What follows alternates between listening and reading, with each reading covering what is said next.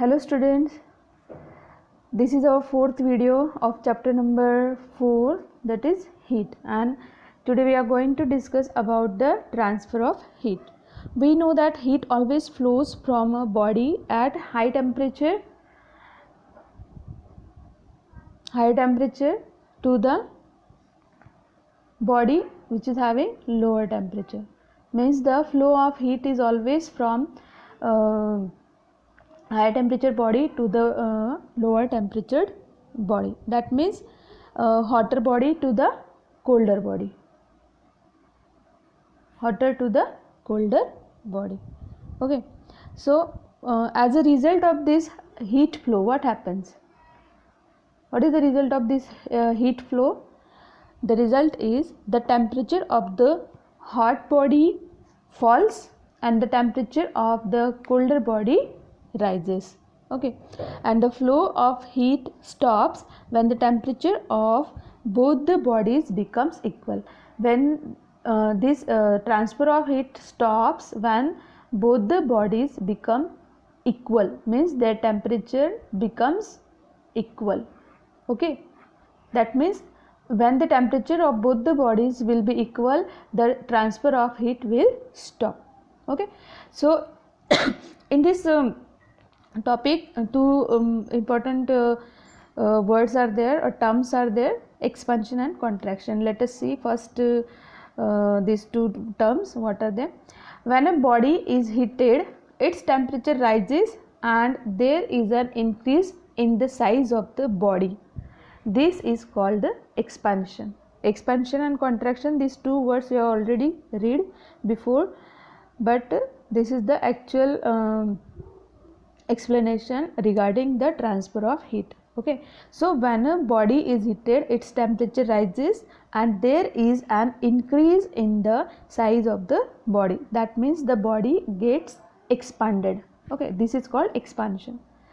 When a body is allowed to cool, the temperature of the body falls and the body regains its original shape and size. This is called contraction.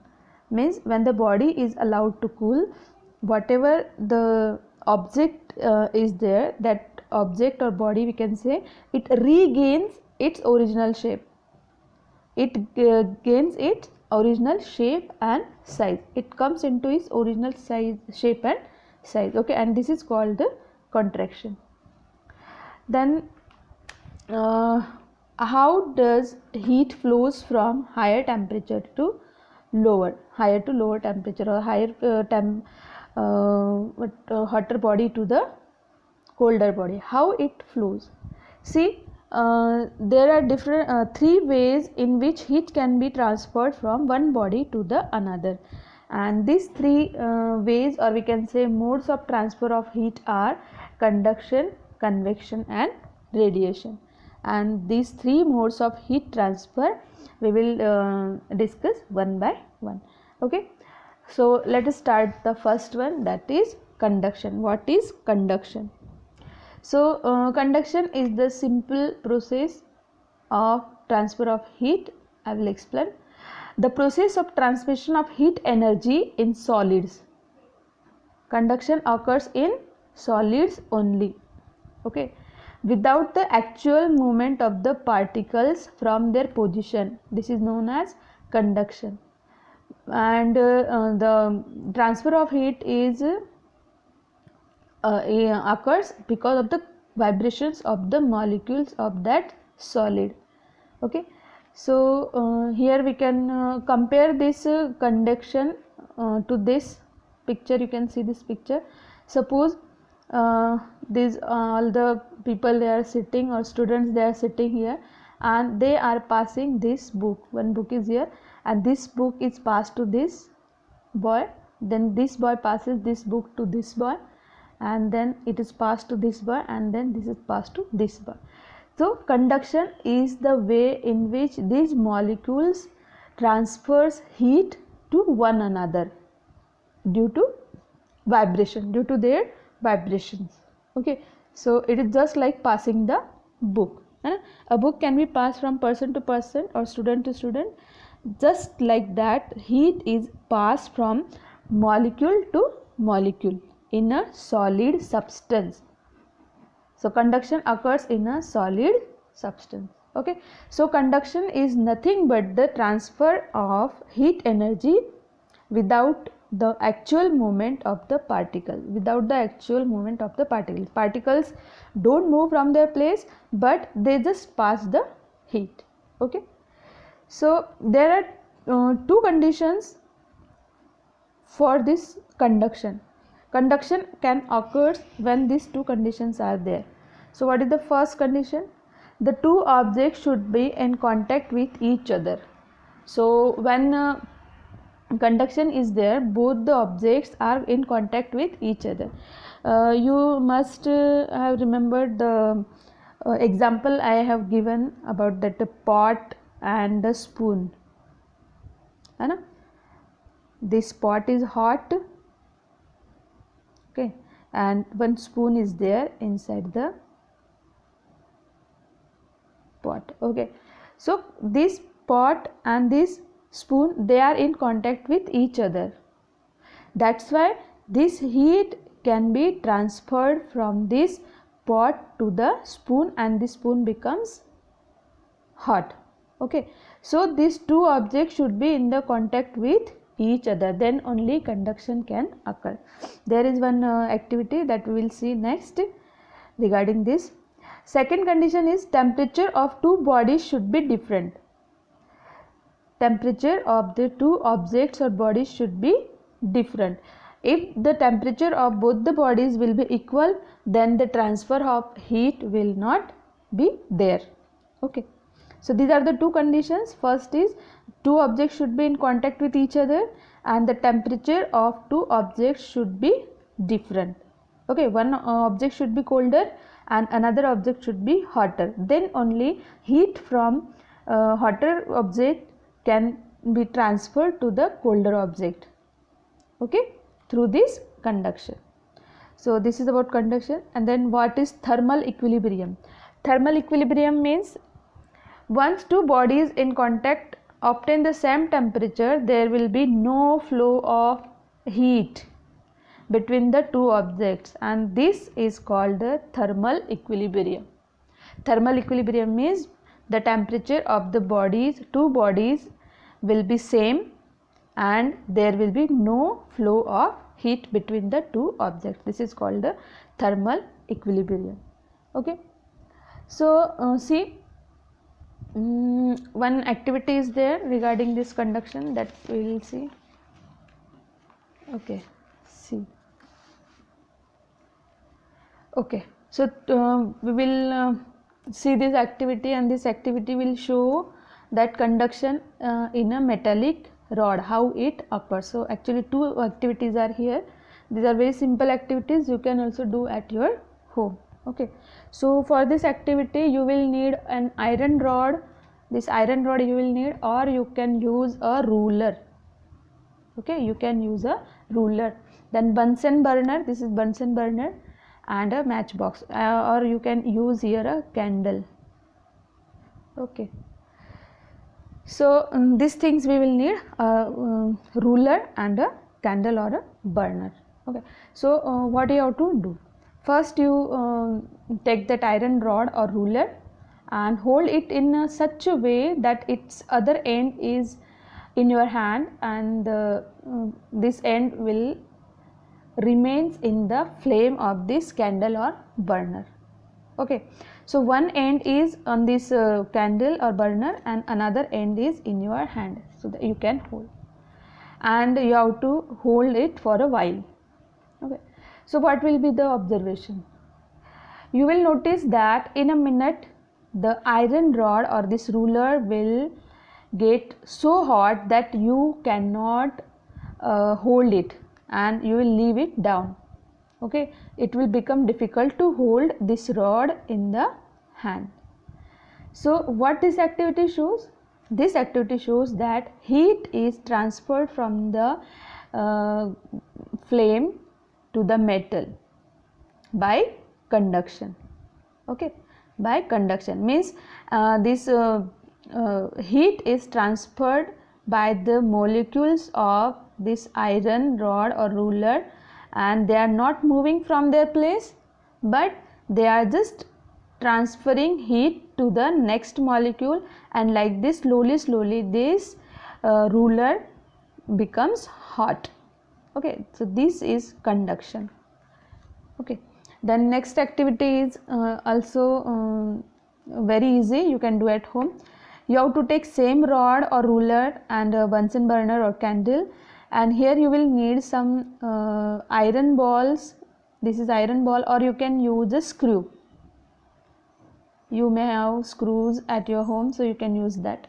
So what you have to do here is just take the rod of this ruler you have taken, then you have to stick this metal balls or the screw, you know,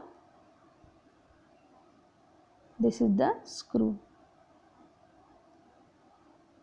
Okay, so these screws you take, put some wax here or on the rod and fix these screws in this manner so that their end will come down. Okay, like this you fix these screws on the lower end, lower part of the ruler with the wax. What you have to use? Wax. With the wax you fix them on the lower side of this ruler. Okay, and then keep it on the flame, one end on the flame and another end you give some support with a wooden box or any other thing, and then wait for a while. Okay, what will be the observation? You will observe that these balls start falling one by one.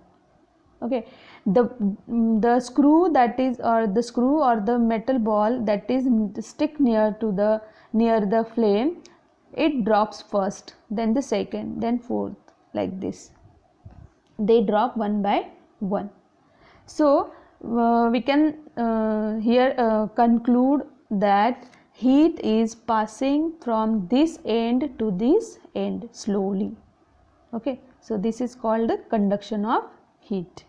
Here the molecules inside this ruler, they are not moving from their place, they are just passing heat to the one another, and then this iron ruler, it becomes hot, and slowly these screws or metal balls, they fall down. Okay, so we can conclude that heat travels through solids by conduction. Remember, conduction occurs in solids only. Okay, then we have some applications, or here two terms are there, conductors and insulators. What are conductors and what are insulators? So conductors are the materials which allow heat energy to pass through them. Conductors are the materials that allow heat energy to pass through them. They are called the conductors of heat.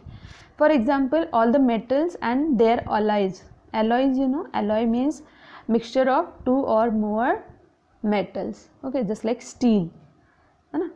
So silver, copper, aluminium, iron, these are all the metals, and the alloys of these metals, they are good conductors of heat.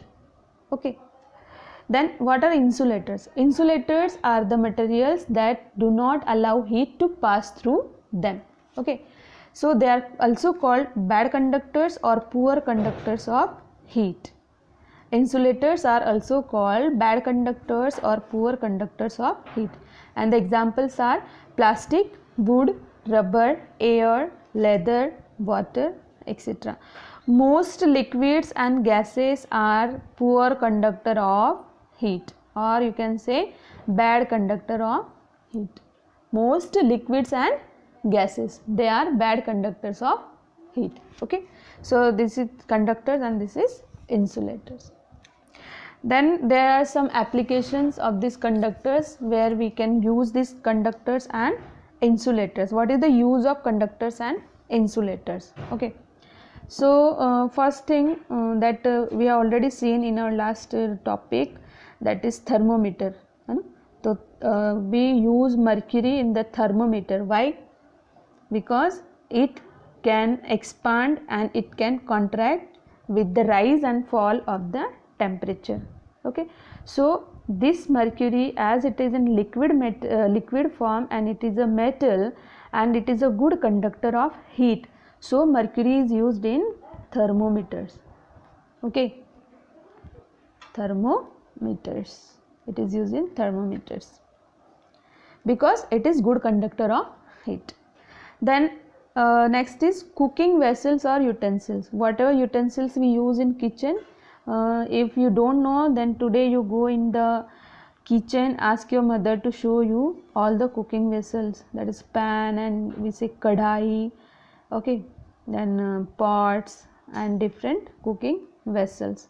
So all these cooking vessels, they are made up of metals or alloys, just like steel. So steel vessels are mostly used in our kitchens, and then in older times people were using vessels made up of brass, that is we can say pital, and copper, that is tamba.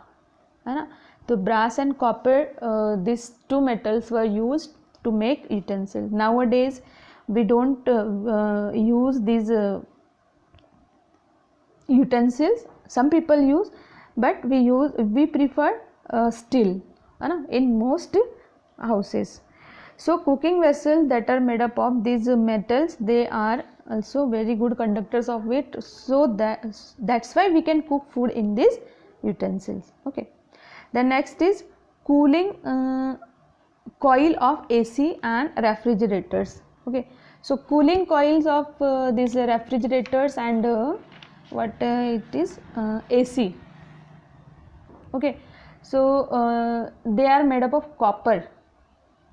Cooling coils in this AC and refrigerator, they are made up of copper and they can conduct away heat very easily. So this is also an application of this conductor. Copper is very good conductor of heat. The next is soldering rod tip. Soldering rod means the rod that is used to we can say paste the electric appliances, means when the electric appliances are made, the things or the parts of these electric circuits or like that, they are pasted with the help of soldering rod. The soldering rod, its tip is made up of copper because it is a good conductor of heat. Okay, the next is copper tubing in the automobiles. Automobiles have this copper tubing inside them because it takes heat from the hot water coming from the side of the engine. Okay, so it is regarding the automobile, so it is also a example of conductor and copper is used here. Okay, so these are some applications of conductors. Then we have insulators. Insulators means the materials that does not allow heat to pass through them. So where we use this insulator? See, double glass windows. Double glass windows, you know, in the cold countries where the climate is very cold, people use double glass window panes. Double glass window panes, because these double glass window panes, in between these two glasses gap is there and this gap is filled with air. Okay, so this trapped air inside two glasses, it acts as an insulator. We have seen that air is a bad conductor of heat, so it acts as an insulator and it does not allow heat from the room to escape, and thus the room becomes warm, or it keeps the room warm. So this is one application of insulator. The next is quilt. Quilt that we use in winters, you can say razai, we use quilts.